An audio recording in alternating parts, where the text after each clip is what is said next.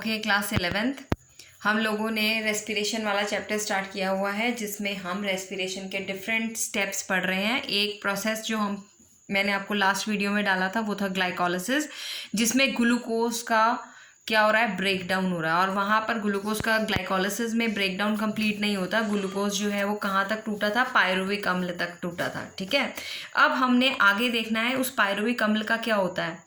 Glycolysis process cytoplasm में होता है, इसमें ऑक्सीजन की आवश्यकता नहीं होती और हमारा ग्लूकोज का ब्रेकडाउन कहाँ तक होता है, पायरुविक एसिड तक। अब आगे देखते हैं कि अगर ऑक्सीजन उपस्थित होती है तो वो पायरुविक एसिड का oxidation in the presence of oxygen किस तरह से होता है, aerobic oxidation of pyruvic acid.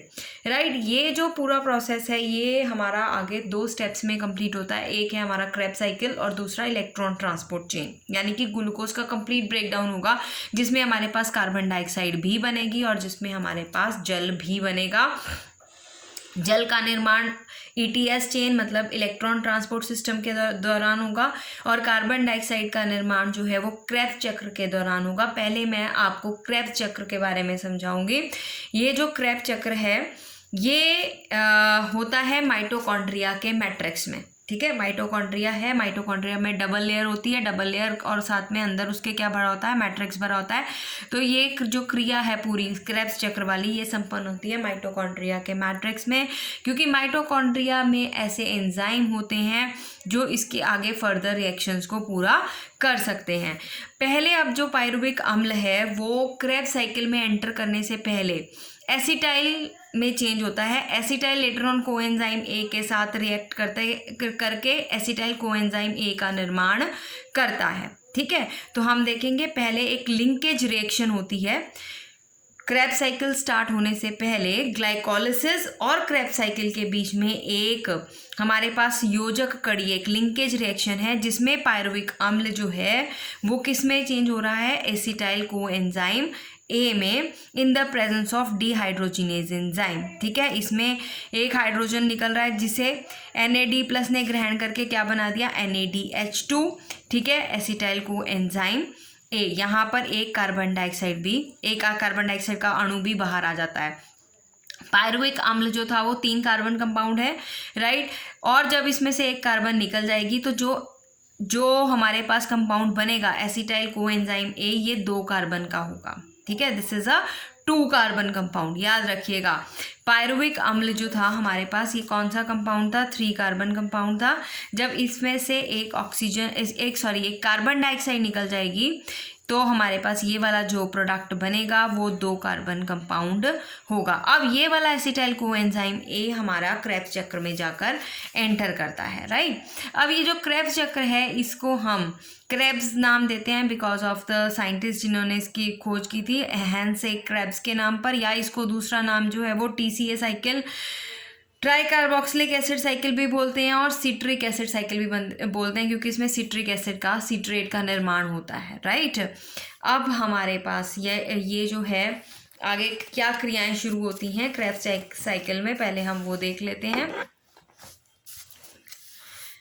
ये देखिए, पायरुविक अम्ल पहले किस में चेंज हुआ, एसिटाइल कोएंजाइम ए में। कैसे चेंज हुआ, एक इसमें से कार्बन डाइऑक्साइड का मॉलिक्यूल निकल गया और इसके कार्बन डाइऑक्साइड के मॉलिक्यूल निकलते ही किस में से, पायरुविक अम्ल में से।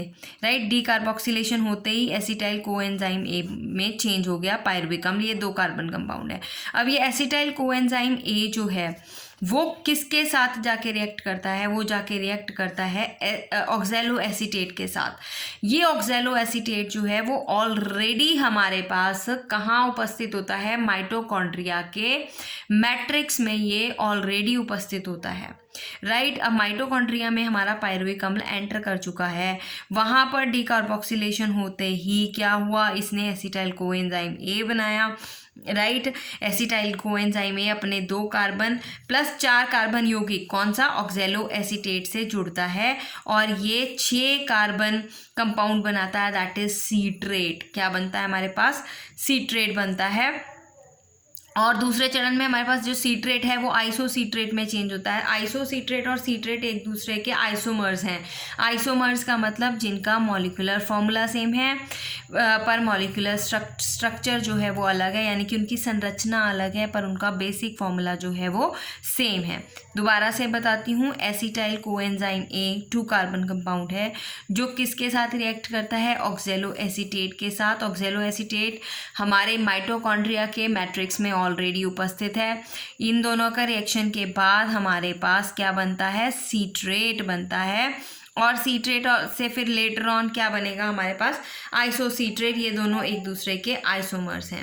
अब ये जो आइसोसीट्रेट बना इसकी भी डीकार्बोक्सिलेशन होगी, यानी कि इसमें से भी एक कार्बन डाइऑक्साइड जो है वो निकल जाएगी। एक कार्बन डाइऑक्साइड का अणु निकल जाता है और बचा हुआ 5 कार्बन यौगिक जो है वो खुद को ऑक्सीकृत कर देता है और NAD+ को अपचयित कर देता है। जब NAD+ जो है ये ग्राही है, ये इलेक्ट्रॉन रिसेप्टर है और ये क्या बना लेगा, NADH। ठीक है, क्या बना लेगा अपचयित होने के बाद, NADH। और हमारे पास ये जो है आगे, क्योंकि ये आइसोसीट्रेट है, क्योंकि इसकी डीकार्बोक्सिलेशन हो गई, अब हमारे पास कौन सा कंपाउंड बनता है, अल्फा कीटोग्ल्यूटरेट, राइट। फिर ये अल्फा कीटोग्ल्यूटरेट की दोबारा से डीकार्बोक्सिलेशन होती है, एक कार्बन डाइऑक्साइड का मॉलिक्यूल और निकल जाता है। ठीक है, इसमें भी कार्बन डाइऑक्साइड का एक अणु और निकल गया और जो बचा हुआ 4 कार्बन यौगिक था वो ऑक्सीकृत हो गया और NAD+ को क्या कर दिया, अपचयित कर दिया और NAD+ ने क्या बना दिया, NADH। देखो यहाँ पर NADH कैसे धड़ल्ले से बन रहे हैं, कितनी एनर्जी जनरेट होती है। एक्चुअली में एक NADH के अंदर जो है वो 3 ATP के इक्वल एनर्जी होती है। ये हम सारी एनर्जी जनरेशन जो हैं, हम कहाँ से, ये NADH की एनर्जी ATP में कब कन्वर्ट होती है, जब ये इलेक्ट्रॉन ट्रांसपोर्ट चेन में, हम आगे पढ़ेंगे, जब वो ट्रेवल करते हैं, इलेक्ट्रॉन्स जो हैं वो ट्रेवलिंग करते हैं तो ये सारी रिड्यूसिंग पावर्स जो हैं ATP जनरेट करती हैं। तो ये इतनी ज़्यादा एनर्जी जो है वो जनरेट हो रही है ड्यूरिंग द क्रेब्स साइकिल। ठीक है, अब हमारे पास ये जो अल्फा कीटोग्ल्यूटरेट है ये चेंज हो जाता है सक्सिनाइल कोएंजाइम ए में। जो सक्सिनाइल कोएंजाइम ए है ये एक अस्थायी कंपाउंड है, अनस्टेबल कंपाउंड है जो फटाफट से सक्सीनेट में बदल जाता है, राइट। जो फटाफट से किस में बदल जाएगा, सक्सीनेट में बदल जाएगा। और यहाँ पर भी आप देखेंगे कि GTP एनर्जी जो है, GTP के पास ATP के जितनी एनर्जी होती है, राइट। जितनी ATP में एनर्जी होती है उतनी ही इक्वल। तो यहाँ पर इन्होंने इक्वलेंट अमाउंट ऑफ ATP भी लिखा हुआ है। GTP is guanosine triphosphate, ATP is adenosine triphosphate. ठीक है, तो ये इक्वल अमाउंट, जितना ATP में एनर्जी है उतनी ही GTP में एनर्जी है। आगे देखिए हमारे पास सक्सीनेट से हमारे पास बनेगा फ्यूमरेट। जब सक्सीनेट से फ्यूमरेट बनेगा तो क्या होगा हमारे पास, इसमें भी ये भी एक ऑक्सीडेशन रिएक्शन है जिसमें 2 हाइड्रोजन FAD को स्थानांतरित करके FADH2 का निर्माण करते हैं, राइट। और फ्यूमरेट बनाते हैं और फ्यूमरेट की फिर क्या होती है, फ्यूमरेट में एक हमारे पास जल के अणु का संयोजन होता है और फ्यूमरेट से मैलेट बनता है और मैलेट से दोबारा से ऑक्जेलो एसीटेट जो है वो जनरेट हो जाता है। यानी कि हमारा जो आखिरी चरण है, 8वां चरण है, उस 8वें चरण में NADH और ऑक्जेलो एसीटेट बनते हैं। NADH बना और क्या बना, ऑक्जेलो एसीटेट बना, राइट। और ये ऑक्जेलो एसीटेट पुनः दोबारा से हमारा क्रेब्स चक्र जो है वो शुरू कर देता है। अब बच्चों हमने ध्यान किस चीज़ में देना है, ये तो चलो हमारे पास स्टेप हो गए कि पायरुविक एसिड पहले एसिटाइल कोएंजाइम में बदला, फिर हमारे पास क्या बना था, ये एसिटाइल कोएंजाइम ऑक्जेलो एसीटेट के साथ कंबाइन करके क्या बना रहा है, सीट्रेट बना रहा है। सीट्रेट से क्या बन रहा है, आइसोसीट्रेट बन रहे हैं, राइट। आइसोसीट्रेट से जब कार्बन डाइऑक्साइड निकल जाती है तो 5 कार्बन कंपाउंड बनता है अल्फा कीटो ग्ल्यूटरेट, राइट। इस तरह से हमारे पास जब एक और कार्बन डाइऑक्साइड निकल गई, देखो यहाँ पर भी एक कार्बन डाइऑक्साइड का मॉलिक्यूल निकल गया, एक और कार्बन डाइऑक्साइड का मॉलिक्यूल निकल गया, राइट। जब हमने यहाँ पर स्टार्ट किया था कि जब पायरुविक एसिड जो है वो किस में चेंज हो रहा था, कोएंजाइम ए में तब भी डीकार्बोक्सिलेशन हुई थी, इसमें भी कार्बन डाइऑक्साइड का अणु जो था वो निकला था। अब आप ये देखिए कि बेटा ग्लूकोज में टोटल 6 कार्बन होते हैं, यहाँ पर 6 कार्बन निकलने ज़रूरी हैं। अब 6 कार्बन कैसे निकलते हैं? 6 कार्बन निकलते हैं क्योंकि हमारे पास जो ग्लाइकोलिसिस के प्रोसेस में 2 पायरुविक अम्ल बने थे, यहाँ पर ये जो पूरा स्टेप दिखाया गया है ये 1 पायरुविक अम्ल का दिखाया गया है।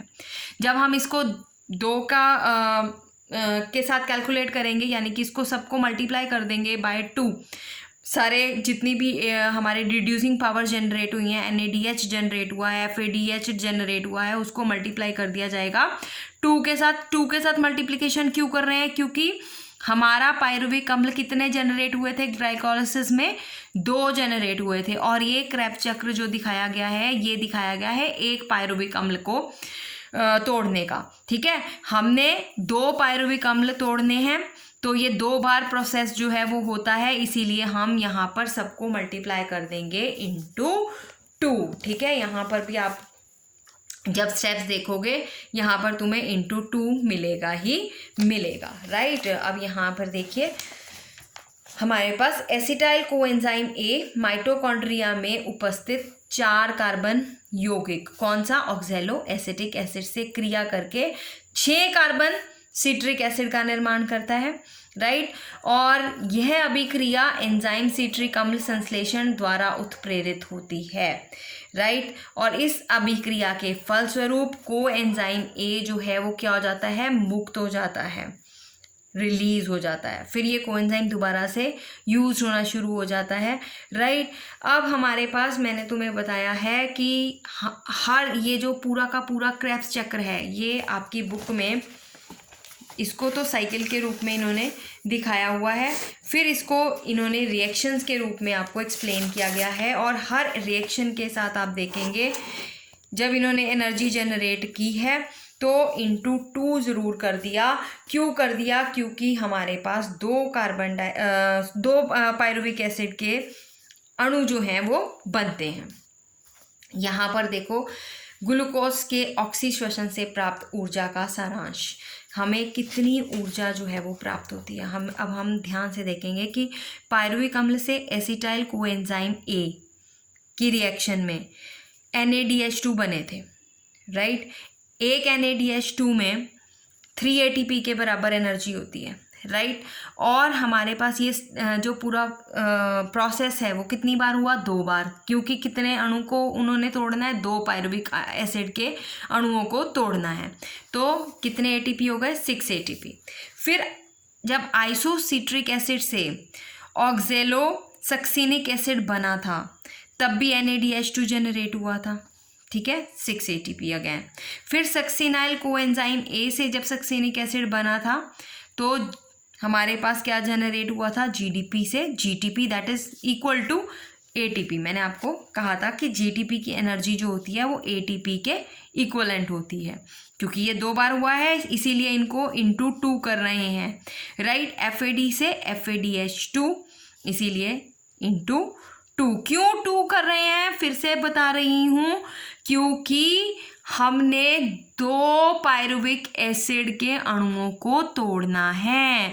क्योंकि जब ग्लूकोज टूटा था ग्लाइकोलिसिस में तो कितने पायरुविक एसिड के अणु बने थे? 2 बने थे। पीछे जो मैंने आपको क्रेब्स चक्र करवाया था वो 1 अणु का कराया था, इसीलिए सबको हम इंटू 2 करके जनरेशन दिखाएंगे, राइट। इसी तरह से मैलिक एसिड से जब ऑक्सैलो एसिटिक एसिड बना है तब भी एक NADH2 का निर्माण हुआ है, जिसके पास कितनी एनर्जी होती है? 3 ATP के बराबर into 2, that is equal to 6 ATP। तो इन सब का टोटल जो है हमारे पास 30 ATP जो हैं वो जनरेट हुए हैं। और 8 ATP जनरेट हुए थे हमारे पास कहाँ पे? ग्लाइकोलिसिस में। तो 30 + 8 इज इक्वल टू टोटल कितना आ गया? 38 ATP जनरेशंस जो हैं वो आ गई। कई बार आपको ATP जनरेशंस के बारे में पूछ लिया जाता है, ठीक है। अगर अब आपको ग्लाइकोलिसिस और क्रेब्स चक्र में अंतर पूछा जाए, ग्लाइकोलिसिस कोशिका द्रव्य में होती है, क्रेब्स चक्र माइटोकॉन्ड्रिया में होता है। ग्लाइकोलिसिस एक लीनियर पथ है, ठीक है। क्रेब्स चक्र जो है वो एक चक्रीय पथ है, एक साइक्लिक पथ है। ग्लाइकोलिसिस में ऑक्सीजन की आवश्यकता नहीं होती, इसमें हमें ऑक्सीजन की आवश्यकता रहेगी। और ऑक्सीजन की आवश्यकता क्यों रहेगी हमें बहुत क्लियर हो जाएगा जाके इलेक्ट्रॉन ट्रांसपोर्ट चेन में। क्रेब्स चक्र में ऑक्सीजन अंतिम ऑक्सीकारक के रूप में प्रयुक्त होती है, राइट। इसमें ग्लूकोज क्रियाधार रहेगा ग्लाइकोलिसिस में हमेशा। इसमें एसिटाइल कोएंजाइम मुख्य रूप से क्रियाधार होता है क्रेब्स चक्र में। कार्बन डाइऑक्साइड मुक्त नहीं होती ग्लाइकोलिसिस में। कार्बन डाइऑक्साइड कहाँ जाकर मुक्त होती है? क्रेब्स चक्र में मुक्त होती है, राइट। ग्लाइकोलिसिस जो है इसमें एटीपी के अणु जहाँ 2 बनते हैं वहाँ पर 2 यूज भी होते हैं, और यहाँ पर एटीपी का कहीं पे भी आपने देखा यूज नहीं हुआ। क्रेब्स चक्र में एटीपी का यूज नहीं हुआ, राइट। तो अब हम इस तरह से ये डिफरेंसेस जो हैं आप पढ़ लीजिएगा। अब आगे जो मैं आपका नेक्स्ट वीडियो में लूँगी वो लूँगी इलेक्ट्रॉन ट्रांसपोर्ट चेन।